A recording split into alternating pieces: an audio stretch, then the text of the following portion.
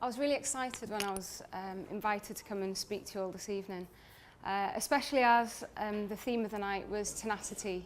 So tonight I'm going to talk to you for a few minutes about what might happen to you if your dreams ever get up and go and find somewhere to die, and how you might want to reinvent yourself and how you can take what you've learned from the thing that you were chasing all that time. So it sounds a little bit macabre, but I promise it's quite an uplifting story in lots of ways. So my adventure into sport started out at quite a young age, in my teens, as I guess most people who are getting into sport and hoping to achieve great things in sport. I was watching the 1988 Olympic Games. I remember watching the GB team coming out of the closing ceremony, walking around the arena in their GB tracksuits. And there was something about that was really poignant. And so I was quite academic when I was at school, and obviously I had lots of people behind me and lots of kind of, not so much parental pressure, but you know, between home and school and the staff and the girls and the guys that I went to school with, kind of a lot of pressure on me to achieve. But there was something about that closing ceremony that made me just say, wouldn't that be amazing if you could wear something that got Great Britain on the shoulders? It's kind of experience that you can't buy. It's one of those money can't buy experiences, and really I should have been focusing on probably something academic, but instead I decided to go on this mission of how I could become a person that went to an Olympic Games. So I had a dabble in judo, and I enjoyed it for a bit, and I'm probably sort of built really for it. I'm sort of quite small and quite powerful, but I sort of hit a bit of a threshold there with judo, and at some point when I was about 14, 15, I was walking past my local bike shop, and Chris Boardman had won his gold medal in '92. And the sign basically just said, do you want to be the next Boardman? I mean, I thought, you know, perhaps not quite another Boardman, but I'm interested in having a crack at cycling.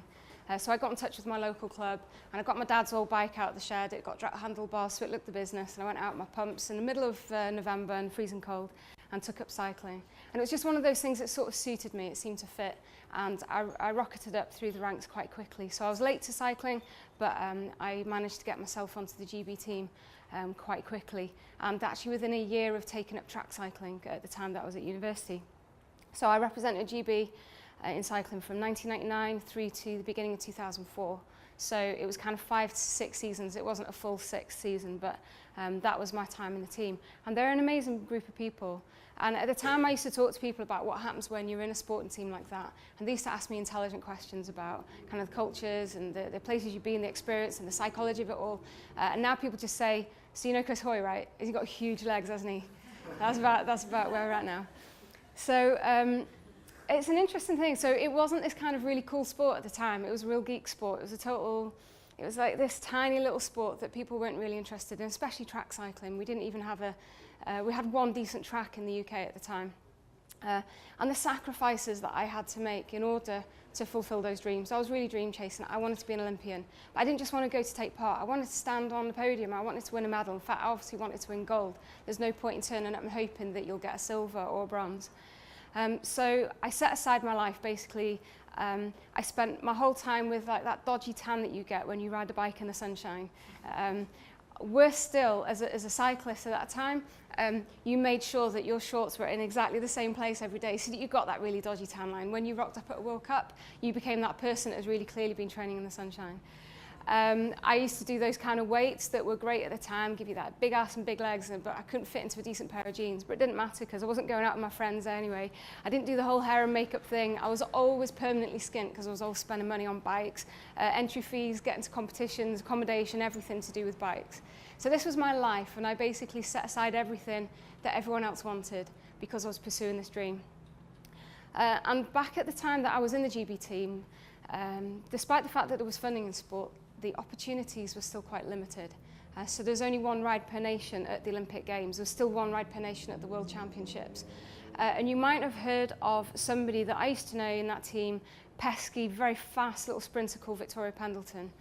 And I was just unfortunate enough, although fortunate I guess, to be in the team at the same time as Victoria. So I was the British champion before her, and then she was this whippersnapper that came through. And basically, the day that she beat me for the first time, she never looked back.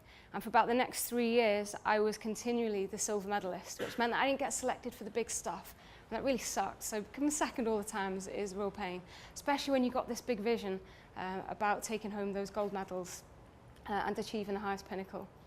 And I was in a bit of a battle at the time because of those opportunities, a bit of a battle with some of the selectors at British Cycling. And we got a World Cup coming up in Manchester in 2004. And something really strange happened to me one day, and I was just on the rollers at the velodrome. I was getting ready for a track session. And suddenly, I kind of saw what I did from the eyes of a person who doesn't do what I did.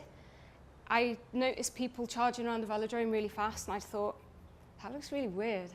That looks really kind of odd. I mean, look at them absolutely busting themselves to see who can get to the finish line first. It felt very like an out-of-body experience. And I literally kind of stopped dead where I was. I thought, this isn't good. I need to get it back. And I went through the motions in this training session. It was very odd. And then I didn't manage to shake it. So for the next couple of weeks, I had this very odd sensation that I was disjointed from my sport anymore. Kind of didn't care who won. And I couldn't describe it in any other way except I'd just really fallen out of love with my sport. And I got the call that said, Denise, you've been selected. You can ride the World Cup now. I remember thinking, how on earth am I going to go through this now? Because I really wanted this World Cup ride, and suddenly I've got it, and I don't care anymore. And it sounds really odd to think that you can chase a dream that much and suddenly not worry about it. And I really went through the motions. I trained for another 4 weeks up at Manchester, getting ready for this thing. And I remember riding in, like probably more towards the end before the competition, riding in and thinking, wouldn't it be really convenient if a car ran a red light or something, knocked me off my bike, I broke my leg, and then I wouldn't have to go through with it. It's a really interesting thing that I would want to put myself in harm's way. I didn't want to die. I wanted to have permission to not have to go through with competing in a World Cup, which was going to be televised on the BBC, in the UK, friends and family watching, lots of pressure. And suddenly I was in this kind of weird mental space of not caring who won. And you think now that if that happened to an athlete, there'd be all kinds of psychology support. But back then, and you wouldn't believe this was like just over 10 years ago, if you needed a sports psych, then you were a bit weak in the head. You know, this was just kind of the nature of sport in those days. And I actually told this story to a group of people not too long ago, and this woman said to me afterwards, you've had that same experience too. She goes, I used to hope that my husband would have an affair because I was really tired of our marriage and I didn't know how to say. It was kind of different. So, slightly different. But anyway, so I went through the motions, did the World Cup. I didn't do particularly well, and I put my bike up in the workshop afterwards, and I left. And I went home. I literally went home that night and to my mum's house, and I sat on my bed, and I was like, who on earth am I? I've spent all these years being a cyclist and like trying to break myself every day, and suddenly like I don't know what I want to do anymore. And because I had some links with my local leisure department, they invited me to come and do a bit of work with them, to come try and help encourage people into healthy, active living. Which was really interesting because it was taking away the elite side and moving into the kind of everyday activities. But all I used to get from people was, that's all right for you. It's all right for you, you find this stuff really easy because you're like an elite cyclist. It's really hard for us. And I said, it was really hard for me too. You know, I don't find this stuff easy. I don't take it for granted. And I started listening to people. And I noticed what was happening was that there's a bit of a yuck epidemic going on. And that is that we're not necessarily ill. We don't necessarily have a particular condition. But people just feel a bit below par. They want to be more active, and they want to feed themselves better, and they want to get more sleep, and they want to not be so stressed. And they want to make better decisions, and they want to do things better for themselves and their families and their friends. But they're kind of stuck in a trap of repeated patterns of behaviour. So I got really interested in behavioural economics. Started probably with Google and a bit of Wikipedia. I was like, why do people consistently sabotage their own goals? What's going on? And I did a bit of work for public health in the NHS, but it wasn't the kind of system where you could be innovative in that kind of way. So I set up myself in a separate company, a private company, and I started a conversation, first with a few people, then with a few more, and I realised there was a big appetite across the public health and the public sector in particular for getting people to be able to carry through on a decision that they've made on behaviour change. Because it wasn't a lack of information that was getting in the way, it was some other things, some other personal things. And I started picking up, as I said, some of the work of people like Daniel Kahneman and Dan Airley, and I started reading. I was fascinated. I'd say to people, look, I've just read this thing, it's amazing.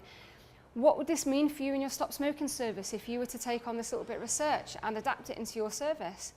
And that conversation carried on and carried on. I got invited to speak at conferences, which was a lot of fun. And I eventually got invited to speak at the House of Lords. And for me, in a way, not that it was like my Olympic Games, I suppose it was like my World Championships. It was my first big outing. And it was a big deal. So I still don't pretend to be an expert in this stuff, but I have had this conversation now with so many people that I've usually got some stories I can swap. And interestingly, from our first presentation tonight, I came across Moo, as I'm sure you've all done. And I was like, wow, look what you can do when you can put a different thing on, a different card on a deck of cards. So I produced this deck of cards with some of these questions in that I would use in this training.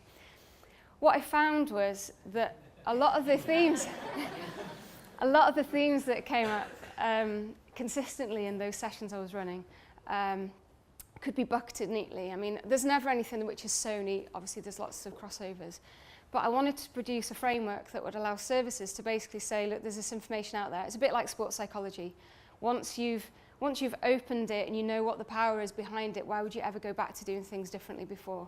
And that's what I want to say to the services that I work with. Now that we know this stuff about how people behave, how they decode information, how their motivation changes depending on the state of mind, time of day, social influence and all this other kind of stuff, what would you do with that knowledge? How would you design your services differently? Interested also from our first speaker is, so our strapline is designing services people want. And that's what I find when I deal with a lot of customers, is they're too busy designing services that people have just got to fit in with or else, because there isn't an alternative sometimes too. And we're too busy trying to fulfill need without trying to fulfill wants. You've got great services based on need and nobody goes because it's not appealing enough, and EastEnders is on and we want to know what happens next. So, so I came up with this design code framework. But it's not the end of the story, so it's just where I'm at the moment. And if I think back through the various careers and things and the ups and the downs, I'm really proud of my cycling past. So even though I fell out of love with my sport, I still have, I suppose, a weakness for cycling still. And if there's anything that my sport taught me, it's this thing about pursuing something that's really excellent. Once you've been in that position where you're prepared to break yourself every day in pursuit of a goal that is really up there, it's a really excellent goal, it's very hard to lower your sights for kind of like, I suppose, the rest of your life, or at least the rest of my life till now. I can't cope with anything that's mediocre. I won't settle for just churning something out. If I've got a great idea, I've got to use it. I don't kind of hold on to things and save them for, I reckon at some point soon when I've got a really good customer, then I'll bring out all the A-grade stuff. So it's taught me to bring my A game to work every day. And every time I get a great idea, I just throw it out there and just see what happens with it. So sport has taught me a few things. And if there's anything that my little story about how I reinvented myself from a failed athlete, or at least a perhaps disillusioned at a time athlete, with some great stories still from that time. If there's something I can leave you with, it's this idea that you might change your mind about what the thing you want to be excellent is. And it's okay to go home and sit on your bed, scratch your head and say, who am I going to be tomorrow? But if you take with yourself the principle that whatever you're going to be is going to be searching for something really amazing, something very excellent, bring your best game to work every day. Don't hang on, don't kind of keep anything reserved, just bring it all out. And be very open to the fact that the place where that excellence might happen might just be in your next opportunity. It doesn't necessarily have to be the thing that you're pursuing right now, so leave yourself open to where that might happen. Thank you very much.